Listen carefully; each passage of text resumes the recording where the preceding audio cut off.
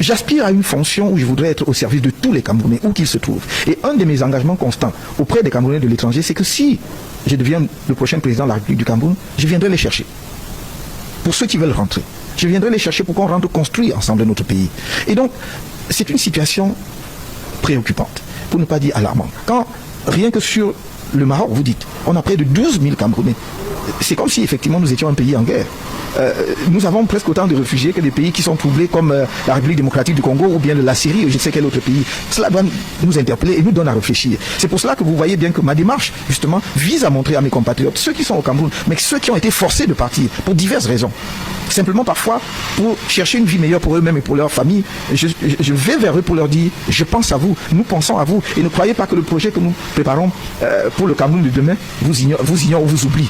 Vous êtes une des composantes, pour ne pas dire un des leviers majeurs du développement du Cameroun nouveau que je propose à notre nation. Et je vais simplement redire ce que j'ai dit tout à l'heure. Nous travaillons jour et nuit pour que cela n'arrive plus jamais. Que si un Camerounais choisit de migrer, d'émigrer, c'est-à-dire d'aller à l'étranger, que ce soit un choix préparé et qu'il émigre dans de bonnes conditions, en ayant les papiers qu'il faut. Ce ne sera pas parce qu'il fuit son pays, ce sera parce qu'il a envie d'aller voir ailleurs. Parce que nous n'allons pas non plus dire qu'il ne faut pas que les Camerounais voyagent. Non, c'est normal dans un monde global que l'on se déplace, que l'on s'installe ailleurs, mais que l'on s'installe dans de bonnes conditions, par choix raisonné, et parce qu'on remplit les conditions de l'immigration. Croyez-moi, je n'aurai pas de repos tant que je n'ai pas réglé ce problème, parce que c'est un drame humain que je ne peux pas supporter. J'ai vu des camps avec des jeunes filles. Quand vous imaginez par ce par quoi elles sont passées, pour arriver, ceux qui ont pu arriver, parce qu'il y en a qui sont morts en traversant soit le désert ou en traversant la mer. Quand vous imaginez tout cela, vous ne pouvez pas dormir en paix. Et croyez-moi, c'est une de mes priorités, travailler ensemble avec mon peuple pour mettre un terme à cela. D'ailleurs, ça fait partie des choses qui portent atteinte à notre image en tant que nation. On ne peut pas nous respecter quand on voit que les Camerounais ont une seule chose en tête, fuir leur pays, partir de leur pays. Et donc nous devons effectivement travailler pour que cela cesse. Alors, par exemple, ici au Maroc, il y a des nationalités qui bénéficient d'un certain nombre de facilités. Par exemple, des pays comme la Guinée, des pays comme la Côte d'Ivoire, des pays comme le Congo, ils peuvent se permettre effectivement de venir au Maroc sans prendre des visas. Mais malheureusement pour les Camerounais, cela reste une épreuve extraordinaire. La difficulté est égale à aller chercher un visa pour aller en Europe, puis pas aux États-Unis. Alors, du moins, quelle est votre vision par rapport à ce qui est lié à la diplomatie camerounaise? On a l'impression qu'on a une diplomatie qui est muette, on a une diplomatie qui... On ne sait pas trop exactement ce qui se passe, pour ne pas donner des qualificatifs. Alors, comment est-ce que vous pensez, comment est-ce que vous entrevoyez, par exemple, la coopération de manière à ce que le passeport camerounais du moins redevienne un passeport compétitif, un passeport compétent, je veux dire, une nationalité qui est respectée. C'est bien ce que je disais tout à l'heure. Moi, je ne vais même pas limiter cela au Maroc. C'est en fait toute notre diplomatie, notre politique étrangère qu'il faut revoir pour que, comme vous l'avez dit tout à l'heure, la nationalité camerounaise, le passeport camerounais, la citoyenneté camerounaise soient respectées. Les facilités d'accès dans un pays dépendent des relations diplomatiques que ce pays a avec un autre pays. Vous savez, vous parlez de facilité d'accès au Maroc pour certaines nationalités. Il y a quelques années, il y avait des facilités d'accès pour les Camerounais, par exemple en Allemagne. Mais cela a disparu aujourd'hui. Et donc, nous devons nous poser la question, et je ne sais d'ailleurs pas si ça demeure parce que, avec le Mali, parce qu'à une époque, justement pour aller au Mali, voilà, pour le Mali, je crois peut-être que ça demeure. Donc, ça dépend de quel type de politique étrangère et surtout de diplomatie vous avez construit, parce que en matière de diplomatie, il y a la réciprocité, il y a les intérêts des uns et des autres. Peut-être que si un pays A accorde des facilités d'accès sur son territoire aux ressortissants d'un pays B, c'est parce que la réciproque est vraie, d'une part. Et d'autre part, c'est parce que ce pays a intérêt à ce que les citoyens de ce pays-là accèdent facilement, parce que peut-être par leur comportement, ils ne constituent pas une menace à la stabilité, à la paix, à la sécurité dans ce pays. Aussi peut-être parce qu'ils pensent que le niveau des relations d'échange économique qu'il a avec ce pays-là lui permet de les accueillir. Parce que c'est aussi de cette façon-là que l'on permet à ceux qui viennent chez vous d'être en quelque sorte les ambassadeurs de ce pays-là lorsqu'ils rentrent chez eux. Donc tout cela entre dans la manière dont on construit les relations avec les pays. Et nous examinerons au cas par cas. Vous savez, est-ce que nous avons intérêt à faciliter l'accès au Cameroun pour les ressortissants du pays X, pour que ce pays-là aussi facilite l'accès de nos ressortissants sur son territoire. Mais par-dessus tout cela, il y a quelque chose dont vous avez parlé qui est fondamental. C'est de redonner son lustre au passeport camerounais, sa respectabilité à la citoyenneté camerounaise. Nous en sommes rendus à un point où parfois même un Camerounais porteur d'un passeport diplomatique n'est pas respecté, c'est-à-dire même notre passeport diplomatique n'est pas respecté. Et donc il y a là un vrai sujet de préoccupation. Et croyez-moi, c'est pas seulement au Maroc. J'ai quelquefois cité le cas du Kenya. Moi je suis allé, je voyageais, je devais passer par le Kenya et je devais faire un transit. Je peux vous dire que j'ai pas pu accéder en territoire kenyan, simplement parce que j'étais Camerounais. Nous étions en mission et en délégation. Les autres ont pu accéder et pas moi. Donc c'est la preuve supplémentaire que nous avons un travail important à faire. D'abord de crédibilisation donc de notre passeport, mais également de respect à notre pays, et on n'obtient le respect des autres que parce que quand ils viennent chez vous, ils voient que vous êtes respectable. Donc il faut améliorer le développement de notre pays. Je crois que nous avons aussi souffert de ce que les Africains ressortissants d'autres pays ont usé et abusé de notre propre passeport, parce que notre passeport était respecté. Et comme il était respecté, les gens ont fait du faux pour effectivement exploiter notre passeport contre nous, puisqu'ils ont posé des actes qui étaient répréhensibles, et à partir de là, on a considéré que les Camerounais n'étaient pas crédibles ou respectables. Nous devons travailler à tout cela, parce que nous devons aussi identifier des pays dont les citoyens effectivement abusent de notre passeport pour parler avec eux et travailler avec eux. Mais dernier point, nous devons sécuriser nos propres papiers. C'est-à-dire que nous savons qu'il y a des passeports qui sont difficiles à falsifier. Pourquoi nous fabriquons des passeports qui sont faciles à falsifier? Vous ne pouvez pas falsifier facilement les passeports des grands pays. Donc nous pouvons mettre les moyens, quitte à vendre le passeport un peu plus cher, mais pourvu que ce soit un document qui est sécurisé et que quand on le détient, on sait qu'on a un passeport qui va être respecté partout. Alors pour la dernière question, on va parler, aujourd'hui on est en train de nous faire entendre que au niveau de ce qui est relatif à la question anglophone, il y a des forces exogènes aujourd'hui qui manipulent nos frères et qui sont en train de poser, qui sont en train de mettre en cause la question de l'unité nationale et donc de la sécurité. Alors aujourd'hui, si vous étiez président, qu'est-ce que vous allez faire de manière particulière, de manière à ce qu'aucune force étrangère ne puisse manipuler un Camerounais contre le Cameroun ou bien contre notre Camerounais? Non, la question n'est pas de savoir ce que vous faites, pourquoi on ne manipule pas des Camerounais contre les Camerounais. La question c'est qu'est-ce que vous faites pour qu'aucune force étrangère ne s'ingère dans nos affaires, même indirectement par le biais d'autres Camerounais. C'est comme ça qu'il faut poser le problème. Et moi, je pense que si le gouvernement a des indications, qu'il y a des puissances étrangères qui utilisent d'autres Camerounais pour déstabiliser notre pays, c'est à notre gouvernement, c'est aux dirigeants de notre pays d'identifier ces pays-là et de faire ce qu'on fait sur le plan diplomatique. C'est-à-dire qu'il n'est pas permis, c'est une violation du droit international, de s'ingérer dans les affaires intérieures de notre pays, soit directement, soit indirectement. Et si un pays le fait, nous avons les armes, non seulement les armes diplomatiques, mais nous avons les armes du droit. Nous pouvons utiliser le droit pour mettre un terme à cela. Donc je ne comprends pas que l'on passe le temps à crier qu'il y a des puissances étrangères qui s'ingèrent dans nos affaires et on ne fait rien. Et donc du coup, effectivement, je me pose des questions. Est-ce que ce n'est pas de la manipulation? Et alors si ce n'est pas de la manipulation, cela veut dire que ces dirigeants sont responsables devant le peuple camerounais. Ils ne peuvent donc pas accepter que l'on déstabilise notre pays. Ils savent qui en sont les auteurs et ne font rien. Donc moi, si j'étais président, je voudrais d'abord si c'est avéré, c'est-à-dire si c'est établi qu'il y a des forces étrangères qui s'ingèrent dans nos affaires, soit directement, soit par le biais d'autres Camerounais, je m'adresserai à eux sur le plan diplomatique. Et si rien n'est fait, je prendrai les initiatives qu'il faut sur le plan juridique, parce que cela est contraire au droit international.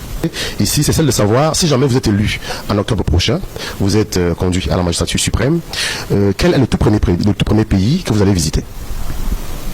Je pense que, pour des raisons évidentes, ce sera le Nigeria. Le Nigeria parce que c'est notre premier partenaire sur le plan économique.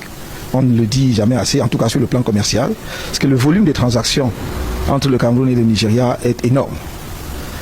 Mais c'est surtout, et avant même l'aspect commercial, c'est notre voisin avec lequel nous partageons 2000 km de frontières. 2000. Il n'y a aucun autre pays avec lequel nous avons une frontière commune aussi longue. Troisièmement, c'est un voisin qui est peuplé d'environ 180 millions d'habitants, qui a une très forte communauté chez nous. On l'évalue à environ 5 millions d'habitants. Et nous avons également une communauté importante de Camerounais qui avoisine le million d'habitants au Nigeria. Pour toutes ces raisons-là, il me semble qu'il serait, j'allais dire, de bonne politique étrangère, mais aussi de bonne politique de voisinage, de commencer notre déplacement à l'international par une visite dans ce pays pour, j'allais dire, mettre en place les bases de bonnes relations nouvelles. Je ne dis pas que nos relations actuelles sont mauvaises, mais en fait de consolidation de nos relations, parce que si le Nigeria se porte mal, nous nous portons mal. Et j'allais dire vice-versa aussi. Et donc, avant toutes autres considérations, je crois que ce sera ce pays-là, pour ces raisons-là. Très bien. On sait en tout cas, il se dit que le Cameroun ou bien les pays francophones font partie du précaré français. Alors, de votre point de vue aujourd'hui, est-ce que vous croyez que ce qu'il s'est dit, en fait, on n'a pas tout le temps, toute l'information. Vous avez eu l'opportunité de travailler dans le gouvernement, mais il s'est dit qu'en 1959, Ahidjo aurait signé des contrats léoniens qui contraignent le Cameroun sur 100 ans. On n'a pas toute l'information. Il s'est dit, il paraît donc que le Cameroun est géré depuis Paris. Alors, si jamais vous étiez élu aujourd'hui, si vous aviez, vous deveniez le tout tout premier Camerounais, celui-là qui doit nous conduire vers l'émergence. Est-ce que, déjà même pour commencer, est-ce que vous êtes déjà d'accord sur ce principe que le Cameroun n'est pas tout à fait indépendant? Alors, dis-moi déjà votre point de vue, et puis après, si jamais c'était le cas, quelle serait votre vision et votre politique? Je comprends dans le sens de votre première question. Donc vous attendiez à ce que... vous voyez, donc sans le savoir, mais je vous ai parlé franchement. Donc, oui, j'ai entendu des propos allant dans le sens de ce que vous venez de dire. Permettez-moi d'abord de dire que tant que je n'ai pas des documents en main attestant ces accords léonins, je ne peux pas spéculer là-dessus. S'ils existent, il est évident que nous examinons cela à la lumière des intérêts du peuple camerounais. Moi, je suis candidat à l'élection présidentielle au Cameroun et pour diriger un pays comme le Cameroun et non pas un autre pays. Je suis au service du peuple camerounais et mon engagement constant, c'est celui de servir mon pays. Donc je ne vois pas, il n'y a pas d'hésitation pour dire que si nous avons des conventions secrètes, des accords secrets qui ont été signés et dont nous n'avons pas connaissance, mais qui rendraient justement notre pays un pays dépendant vis-à-vis d'un autre, il faudra effectivement reconsidérer tout cela. Mais pour l'instant, je n'ai pas plus d'informations que vous à ce sujet. Ça, c'est la première chose. La deuxième chose, c'est qu'il y a un certain nombre de pays, et pas seulement la France, avec lesquels nous avons des relations historiques. Nous n'avons pas demandé, ne serait-ce que parce que nous avons été protectorat allemand, territoire sous mandat, puis sous tutelle de la France et de la Grande-Bretagne, parce qu'on oublie assez souvent, on ne parle que de la France. Et donc, avec ces pays-là, nous avons, j'allais dire, des relations historiques importantes, anciennes. Un certain nombre de pays, et même pas seulement ces deux, je pense à des pays comme les États-Unis et aujourd'hui de plus en plus un pays comme la Chine, ont des intérêts qui sont importants au Cameroun. Nous ne pouvons pas les ignorer. Vous avez si bien dit tout à l'heure, nous vivons dans un monde global et on ne conduit pas un pays comme si on était une île isolée. Donc nous allons devoir affronter ces relations-là et voir dans quelle mesure ces relations vont dans le sens des intérêts de notre peuple et de notre pays. Très bien. La troisième question qu'on va vous poser, c'est celle qui est relative à la coopération qui lie le Cameroun et l'Union africaine. Au départ, effectivement, le Cameroun a été pays fondateur de l'UA, mais malheureusement aujourd'hui, notre chef d'État, d'ailleurs même le président français l'a dit, que je prends la parole aujourd'hui, j'ai appelé le président camerounais parce que je savais qu'il ne viendra pas à Nouakchott. Alors donc, la question que je veux poser aujourd'hui, c'est si jamais vous êtes président aujourd'hui, est-ce que vous allez reconsidérer, du moins, quelle sera la politique que vous allez entretenir? Parce qu'il est clair aujourd'hui qu'il serait difficile à un pays africain de se développer sans que nous travaillions ensemble. Non mais c'est évident, et c'est également important de relever cela, c'est évident qu'un nouveau dirigeant camerounais qui veut moderniser le pays, faire rayonner le Cameroun, ne peut que se fixer comme priorité de reprendre la place et le rôle important que nous avons joué naguère au sein de l'Organisation de l'Unité africaine. Comme vous l'avez dit, nous sommes un des membres fondateurs de cette organisation. Notre pays a une influence considérable pendant de longues années, pendant plusieurs décennies, au sein de cette organisation. Et il ne vous a pas échappé que nous sommes le seul pays à avoir eu 2 secrétaires généraux successifs de l'OUA. C'était en raison du rayonnement et du respect qu'inspirait à la fois notre chef d'État et notre pays, en raison justement de l'importance de son développement économique. Nous avons perdu ces positions, nous devons les récupérer, en tout cas nous les retrouver très rapidement, pour que notre pays puisse avoir déjà au niveau du continent africain le rayonnement qu'il avait hier. Et notre bilinguisme nous aide à cet égard. Vous savez que si nous avons eu 2 secrétaires généraux successifs, c'est grâce au bilinguisme. Le premier était un anglophone et le deuxième un francophone. Et parce que très souvent il y avait des querelles entre les anglophones et les francophones au sein de l'Afrique. Généralement c'est l'Afrique et le Cameroun qui arbitraient parce que on savait que le Cameroun pratique les deux et qu'il pouvait effectivement, les 2 langues je vais dire, et qu'il pouvait effectivement être le trait d'union. Donc pour moi c'est une des priorités absolues, c'est d'être auprès de mes pairs africains si je suis élu président de la République naturellement, parce que c'est également à ces sommets-là que les chefs d'État se concertent pour prendre des positions sur un certain nombre de problèmes de l'Afrique d'abord et du monde ensuite. Nous ne pouvons pas nous permettre d'être absents de ce forum. Très bien. Voilà. Nous, par exemple, nous sommes au Maroc.